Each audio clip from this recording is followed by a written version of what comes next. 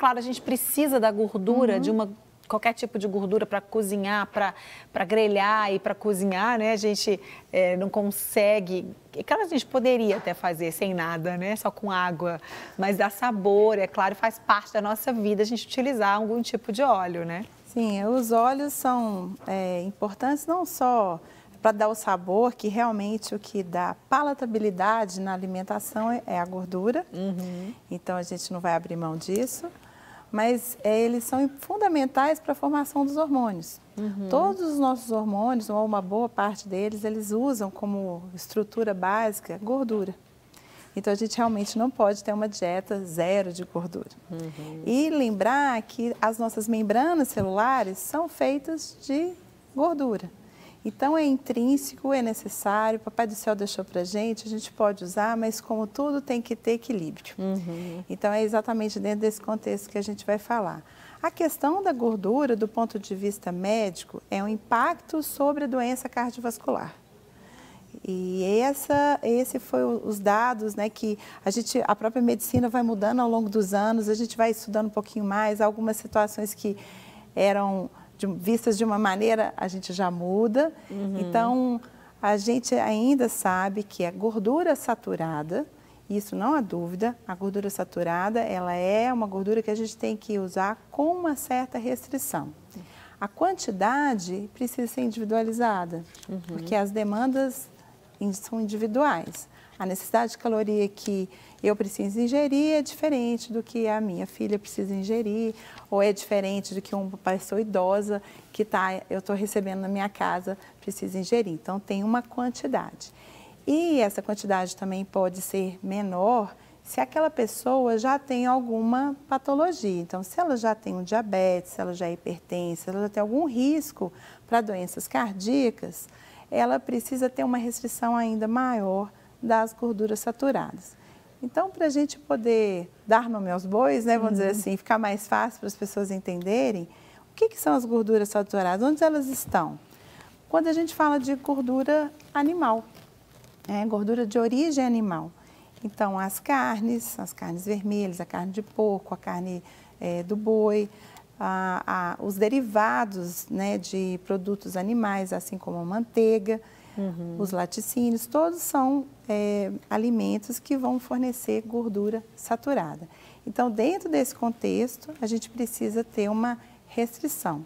Atualmente, a orientação é que apenas eu ingira, para uma pessoa que não tem problema de saúde, não tem outras questões, no máximo 10% da minha necessidade calórica seja de gordura saturada. Joia. Então, vamos lá. Vamos começar agora falando dos óleos, porque como a gente falou no princípio do programa, tem óleo de soja, de canola, de milho, vários tipos de óleo e às vezes a gente ouve informações meio truncadas e fica meio na dúvida. Então, a doutora Ana Paula vai tirar as nossas dúvidas agora em relação aos óleos. E você que, como eu, dona de casa, gosta de cozinhar, vai para a cozinha, nem que seja de vez em quando, fica na dúvida, vai tirar todas as dúvidas agora. Vamos falar do que é mais, talvez, usado, mais conhecido de todo mundo, que é o óleo de soja. E aí, doutora Ana Paula, o óleo de soja é bom, não é? Ele é vilão? Vamos falar assim que o óleo de soja é um óleo vegetal, então todo óleo vegetal não tem colesterol. Então, pode ser o óleo de soja, o óleo de girassol, o óleo de milho. Nada que é vegetal vai ter colesterol. Então, às vezes até eles põem na embalagem, não contém colesterol. Não tem como conter, porque é óleo vegetal. Então, o óleo vegetal tem essa vantagem dele não ter colesterol. O que contém colesterol é animal, é a gordura animal.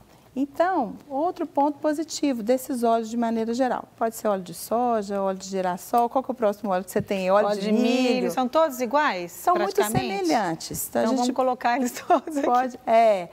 E tem o óleo de milho também. Tem canola aqui, aí? Tem canola. Ó, tem canola. Milho, tem canola. Vamos fazer aqui um desfile aqui deles. Desfile. Óleo de coco. Nós estamos improvisando aqui, gente, porque nós estamos aqui na... Nosso bate-papo. Nosso bate-papo. O óleo de coco também entra aqui? Ou ele entra um pouquinho diferente? O óleo de coco também é um pouquinho diferente. Vamos deixar ele para depois. Então, deixar o óleo de coco para depois. Deixa aqui. Vamos falar desses três aí. Óleo de girassol, canola, milho e soja. Qual que é a característica principal desses óleos? Fiz uma bagunça aqui. Todos os óleos vegetais, com baixo teor de gordura saturada. Aí você falou, opa, isso é uma coisa boa. porque vai dentro das recomendações de todas as sociedades médicas, não só a brasileira, a Sociedade Brasileira de Cardiologia, a Sociedade Brasileira de Endocrinologia e as internacionais, porque a gente precisa restringir a ingestão de gordura saturada. Bom, muito bom, mas, como tudo, tem um porém. Uma vírgula. Uma vírgula. O que acontece? Quando eu estou usando esse óleo na temperatura, né, ambiente, ele tem uma determinada característica. Mas quando eu levo ele para a cozinha, eu vou fritar, eu vou cozinhar, ele já não vai ser exatamente igual o que eu tinha na temperatura ambiente. Então, daí que faz um pouco de diferença. Vários estudos estão se debruçando sobre isso para entender qual que seria a melhor opção. Qual que é o problema quando ele esquenta, quando um óleo como esse aumenta a temperatura? A temperatura de fervura é 180 graus, é o que a indústria usa para fritar batata, por exemplo. Na nossa casa, a gente não tem muito isso certo, né? Mas é antes de virar fumaça o óleo. Do óleo está virando aquela fumacinha, o óleo de soja está virando fumaça, quer dizer que já passou de 200 graus. Olha. Então, se a gente tivesse até uma fritadeira que a gente pudesse ajustar a elétrica, a gente vai tentar manter a 180. Porque quanto mais eu aumento a temperatura, mais eu transformo esse óleo numa substância tóxica. E o que acontece? A parte desses óleos que é poliinsaturado, que a princípio seria uma coisa boa, quando eu coloco ele em alta temperatura, ele começa a se transformar por um processo chamado oxidação em substâncias que são lesivas para a nossa saúde. Então, o que seria ideal? Que eu não usasse fritura. Exato. Começa por aí. Começa por aí. Se eu pensar em saúde, eu vou tentar restringir ao máximo a fritura. Porque mesmo ele sendo um óleo bom, na hora que eu coloco ele em ponto alto de fervura, de fritura, ele vai ter um problema de ser transformado vai ser oxidado e aí vai transformar numa substância tóxica, chamado aldeído. Entre esses aldeídos tem um que chama acroleína e essa é altamente cancerígena. Então, é isso que eles estão estudando dentro desses óleos. Os estudos vêm muito de fora do Brasil. Então, nem sempre a gente tem muita coisa sobre soja, mas fala muito bem sobre canola. Então, a gente tem muitos dados mostrando que a canola é um óleo seguro para a gente usar nas frituras. Porque quando a gente atinge esse processo de fritura, ele tem pouca gordura poliinsaturada, consequentemente vai virar pouco dessa substância tóxica. Entendi. Então, esse é um ponto positivo. Desculpa só te interromper, porque teve uma época que o povo estava disseminando uma história sobre a canola aí, que a plantação de não sei o quê. Fala de transgênico, né? Mas tanta confusão, então ela está liberada, a canola é boa. Vamos usar ela tranquila. Agora, é isso, o objetivo sempre nosso... Sempre equilíbrio. Sempre evitar ao máximo a fritura. Fritura não é uma coisa saudável. É uma coisa muito esporádica. É uma exceção, né? Eu falei assim, uma exceção. Então, quando eu for usar, a canola é um óleo que está bem estudado, que transforma-se pouco nessa substância, tem pouco dessa capacidade de transformar em substâncias tóxicas, que seriam cancerígenas, inflamatórias, que agridem os nossos vasos e poderiam comprometer a questão de doença cardiovascular. Aí também se fala muito sobre o uso de banha de porco, sobre usar manteiga. Então, o que é que eles descobriram disso? A composição da banha de porco ou da manteiga é bem diferente dos óleos vegetais. Então, vou pedir para você esperar só um pouquinho, porque a gente tem um VT agora que vai falar sobre isso, sobre a manteiga ghee, que está super na moda. As pessoas leem lá na receita e falam assim, que manteiga é essa? Que eu não sei, a marca dela é Guilherme, resolveu para ghee, o que é isso, né? Então, essa manteiga passa por um processo onde são retirados todos os resíduos de impurezas. Ela é livre de água, elementos sólidos, toxinas e açúcares do leite. Porém, o custo dessa manteiga ghee no mercado é muito salgado. Mas dá para fazer em casa. Olha que boa notícia. Vamos aprender então com a Carla Marque. Hoje eu vou mostrar como é que faz a manteiga ghee. Ela também é chamada de manteiga clarificada. Uma vantagem que ela tem é que quando você usa na cozinha, ela não oxida como outros óleos. E também, quem tem intolerância à lactose pode consumir, porque no processo de clarificação ela perde o açúcar do leite, que é a lactose. Vamos ver? Pegue uma manteiga de 200 gramas sem sal e coloque na panela. a manteiga vai começar a derreter. Vá mexendo. À medida que ela for derretendo, ela vai formando uma espuma branca. Ao ferver, comece a retirar essa espuma branca. Vai retirando aos poucos. Desligue o fogo e continue retirando a espuma branca. Você deve desligar o fogo para que a manteiga não queime. Isso é importante. Depois desse processo, coe a manteiga. Esse processo vai ajudar a retirar as impurezas que ficou embaixo da manteiga depois que derreteu, que é o açúcar do leite, a lactose. Depois, coloque em um potinho de vidro. Ao colocar no potinho de vidro, você pode armazenar vários dias na geladeira ou até mesmo fora da geladeira. Está pronto. Olha aí que maravilha. Obrigada, Carla. Um beijo, viu, querida? A Carla esteve aqui com a gente ensinou uma receita deliciosa 2 semanas atrás, se não me engano. Um beijo, querida.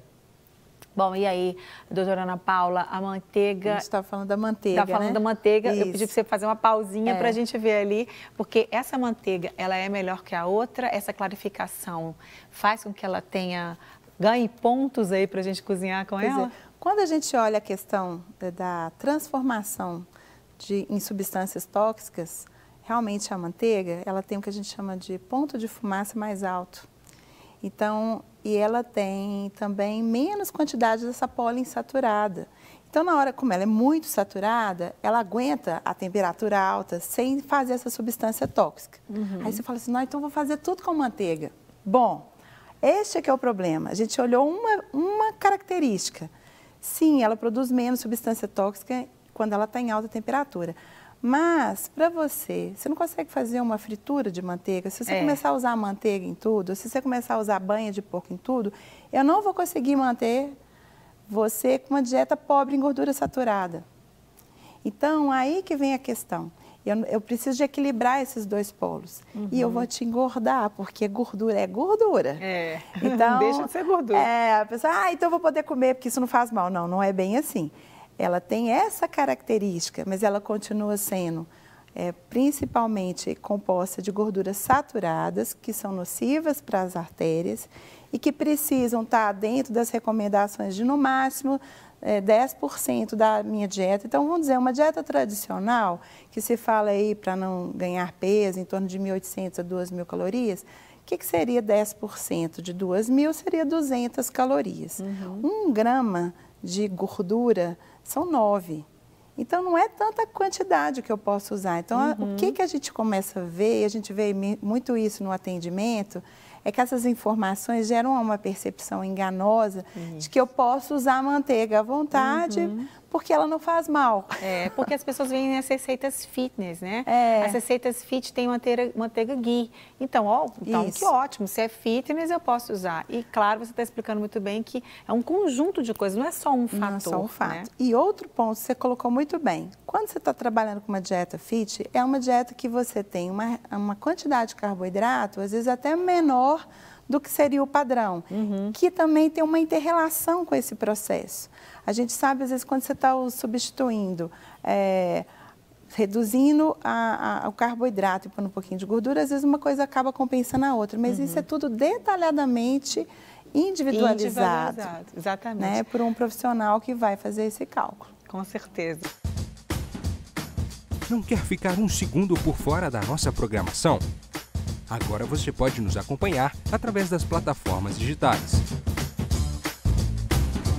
Não perca tempo, acesse, curta e siga-nos. Fique por dentro de tudo o que acontece por aqui. Rede Super, inspirando você.